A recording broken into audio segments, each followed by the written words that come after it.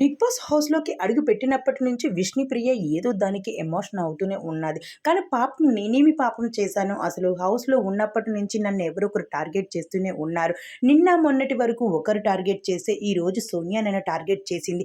అంత నీచంగా నేను కనిపిస్తూ ఉన్నానా వాళ్ళందరికీ? ఫ్యామిలీ లేకపోవడం నా తప్పా? అంటూ చాలా ఎమోషనల్ అవుతూ వస్తూ ఉంది. అయితే సోనియా మాత్రం ఏదో దానికి పాపం విష్ణుప్రియతో రచ్చ పెట్టుకుంటూనే ఉంది. కానీ పృథ్వీరాజ్ మాత్రం తనకి సర్ది చెప్తూ ఉన్నాడు. సోనియా పాపం కదా! తనని అలా అనకూడదు కదా! అంటూ. తనతో నేనేమి తప్పుగా మాట్లాడలేదు. నాకు నచ్చిందే నేను మాట్లాడాను. తనకిష్టమైతే తీసుకొని, లేకపోతే మానేయని, కానీ నేను ఎవరి కోసమో నాది నేను అణుచుకొని నేను తనతో మాట్లాడలేను అంటూ చెప్పుకొచ్చేసింది సోనియా. ఆ తర్వాత నిఖిల్ కోసం కూడా మాట్లాడుతుంది.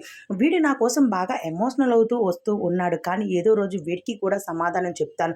దాని తర్వాత తనకి కూడా నామినేషన్ చేస్తే అప్పుడు సరదా తీరుతది అంటూ చెప్పుకొచ్చేసింది సోనియా. ఇది సోనియా నిజ స్వరూపం అంటూ హౌస్‌మేట్స్ అందరూ కూడా ఒక్కసారిగా షాక్ అవుతూ ఉన్నారు.